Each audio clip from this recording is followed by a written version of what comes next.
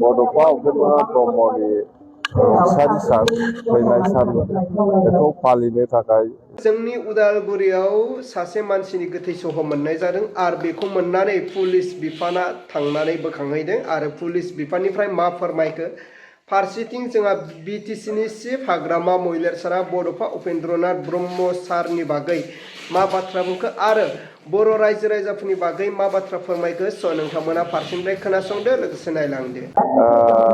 दिनै बड'फा उपेन्द्र ब्रह्मनि रुंसारि सान फैनाय सान बेखौ फालिनो थाखाय जोङो बिटिसि सरकार हिसाबै आखायाव लादों आरो इतिमধ্যे जोङो जयैनो खौसेयैनो जेसेबां दल संगठन दङ जोङो खौसेयैनो जयैनो बिबार बावखांबाय आरो जों बड'फा उपेन्द्रनाथ ब्रह्मनि खाथियाव जों बयबो समान एखे बिनि प्रिन्सिपाल बिनि आइडिय'लजि आदर्श नीति बेफोरखौ लानानैनो जोङो दिनैसिमबो जुजिगासिनो दं आरो दिनै बिटिसिआव जिखिनि परिबेस फैदों जिखिनि जौगाखांदों बियो गासिबो बड'फा उपेन्द्रनाथ ब्रह्मजों लोगोसे जोंना प्रेमसिं ब्रह्म थाबाय सिलागां बसुमतारी थाबाय बालिराम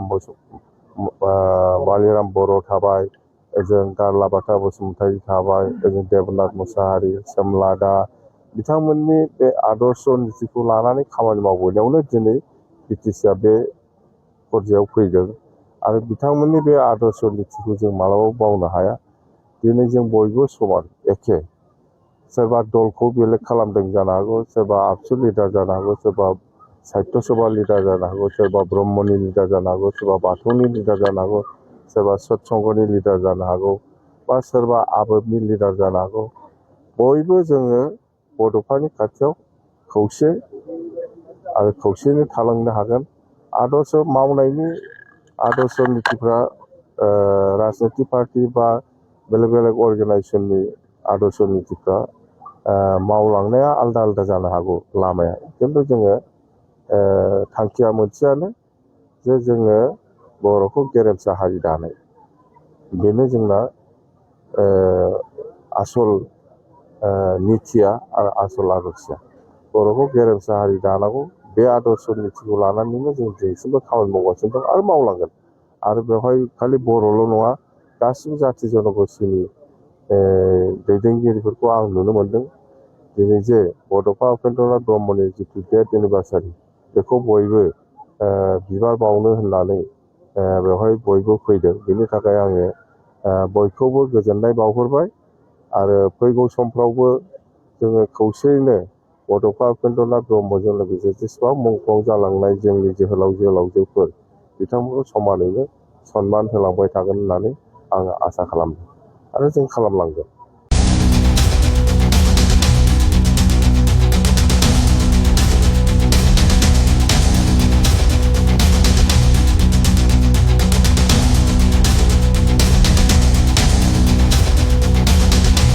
এইটো আমাৰ পুলিচ আৰু SSBৰ তৰফৰ পৰা এটা খবৰ আছিলে যে বাগানৰ ভিতৰত এটা আৰ্মছ এটা লুকুৱাই ৰাখিছে সেই অনুসৰি আমি SSBৰ লগত আহিলোঁ আহি এইটো চৌধুৰীঘাটৰ এখন কলা বাগান আছে ৰাজা নাৰ্জাৰী সেই কলা বাগানত যিটো টঙি বুলি কয় যিটো মানুহ ওপৰত উঠি থাকে যে তাত চালোঁ চাই পেলাই এটা হেণ্ডমেড আৰ্মছ এটা পাইছোঁ আৰু দুজন মানুহ আমি মানে আটক কৰিছোঁ। কি নাম মানুহজন এজন হ'ল বৃন্দা নাৰ্জাৰী এজন হ'ল ৰিপুণ নাৰ্জাৰী। ইহঁতে কিয় থাকে ইয়াতে? তেওঁলোক ইয়াত চকীদাৰ কৰে মানে ডেইলি পাৰ নাইট 300 টকা কৰি মানে হাজিৰা পায়। কিয় ৰাখিছে আৰ্মছটো? এতিয়া তেওঁলোকে কৈছে যে আৰ্মছটো বেলেগে ৰাখি গৈছে তেওঁলোকৰ নহয় বুলি কৈছে। এতিয়া পৰৱৰ্তী তদন্ততহে আমি ক'ব পাৰিম যে একচুৱেলি আৰ্মছটো কোনে ৰাখিছে তেওঁলোকৰ নে বেলেগৰ। কিবা গুলি চুলিটো পোৱা নাই বুলি কোৱা নাই।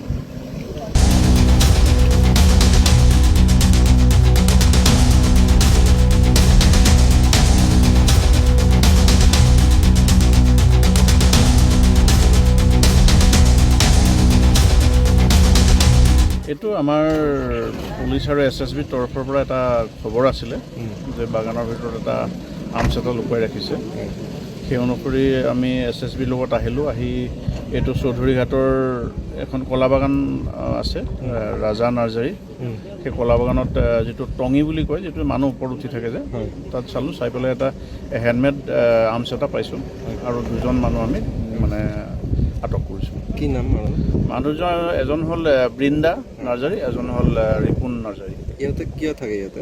তেওঁলোকে ইয়াত চকীদাৰ কৰে, কলা মানে ডেইলি পাৰ নাইট 300 টকা কৰি মানে হাজিৰা পায়। কিয় ৰাখিছে আৰ্মছটো? এতিয়া তেওঁলোকে কৈছে যে আৰ্মছটো বেলেগে ৰাখি গৈছে, তেওঁলোকৰ নহয় বুলি কৈছে। আচ্ছা, এতিয়া পৰৱৰ্তী তদন্ততহে আমি ক'ব পাৰিম যে একচুৱেলি আৰ্মছটো কোনে ৰাখিছে, তেওঁলোকৰ নে বেলেগৰ। কিবা গুলি চুলিটো কোৱা নাই বুলি কোৱা। अब्ला मानव गेदेर रायजोफोर नोंथांमोना नुबाय खोनाबाय बुजिबाय जोंनि उदालगुरियाव सासे मानसिनि सिनाय मोनै गोथै सह मोनदों आरो बेखौहाय पुलिस बिफाननिफ्राय मा फोरमायखो फारसेथिं जोंहा बिटिसिनि चिफ हाग्रामा मैदेर सारा मा फोरमायखो बिनि बागै नोंथांमोना मा बुजिनो मोनखो बेखौ कमेन्टनि गेजेरजों फोरमायहरदो। अब्ला रायजोफोर दिनैनि भिडिअखौ आङो बेखिनियावनो फोजोबबाय। भिडिअखौ मोजां मोनदोंब्ला लाइक, लोगोसे चेनेलखौ मोजां मोनदोंब्ला साबस्क्राइब।